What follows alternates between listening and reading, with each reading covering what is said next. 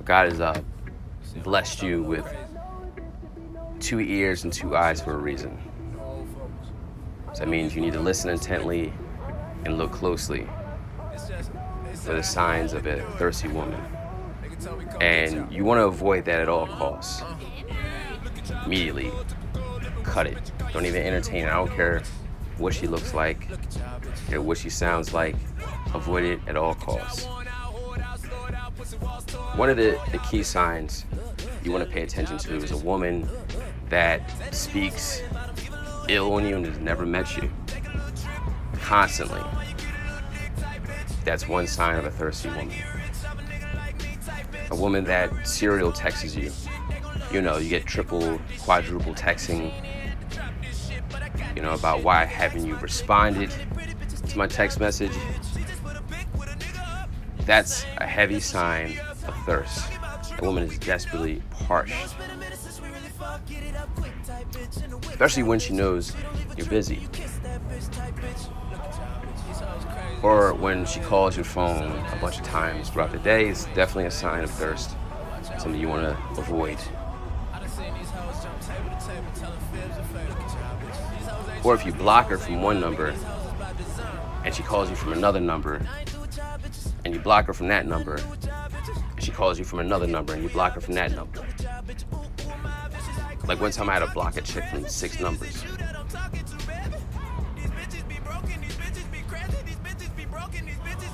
Or when you cut things off, you cut things short, she's still calling you. She's still reaching out to you. She's still trying to get your attention. That's a sign of thirst. And just like women don't like, unsolicited dick pics, right? It's the same that goes for guys.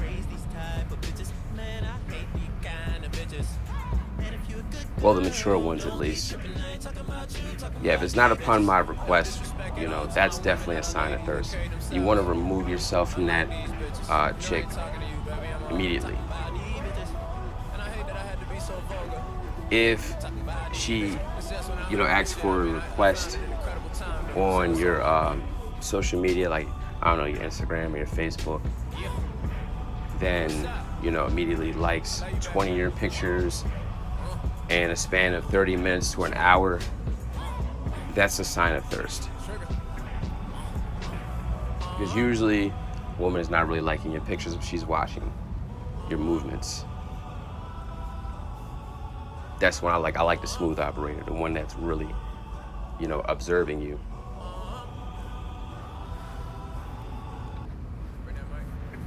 I remember this one time I actually, I regret this, my neighbor, she had spoke to me. I was outside, I was taking out my trash, and, we've had light conversation before, just, hi and bye. She decided to come over and talk to me. And, she kind of used the excuse of, calling cops on, some kids that were outside or whatever, I don't know. So it's like, you're really, you're really gorgeous. Are you single? I was just like, thank you, yeah. So she's like, well, I have a friend for you, and I hate when they do that because, that little surprise thing is not going to work for me. So, she showed me a picture of the girl, and, she was cute. First conversation, and I think I gave her my number, and, she was a bit excited and stuff like that. So I, conversated with her. The first conversation was pretty dope. The second one was pretty dope. So, we decided to meet up at Starbucks for a tea.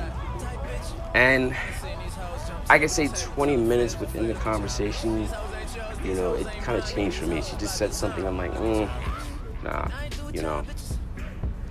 And I just told her, I don't really, like this thing. I really don't want to continue it. And let it be. So, but what I made a mistake, and I'm going to be honest with you, because I did tell her as far as where I had worked at the time. And that was just like, a part-time gig. I was there like maybe 1-2 days of the week. because I was, in the process of building my business. So, you know, she actually showed up at the job, and it was 40 minutes away from where she lived. And that was awkward.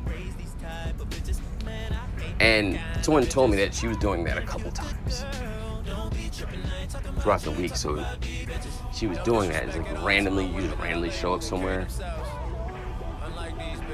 out the blue.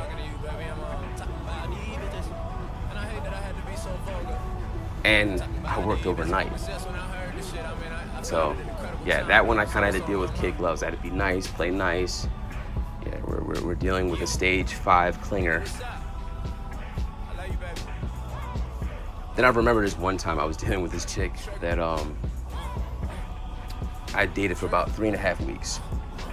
I cut that off, and she just kept calling me for like 8 months.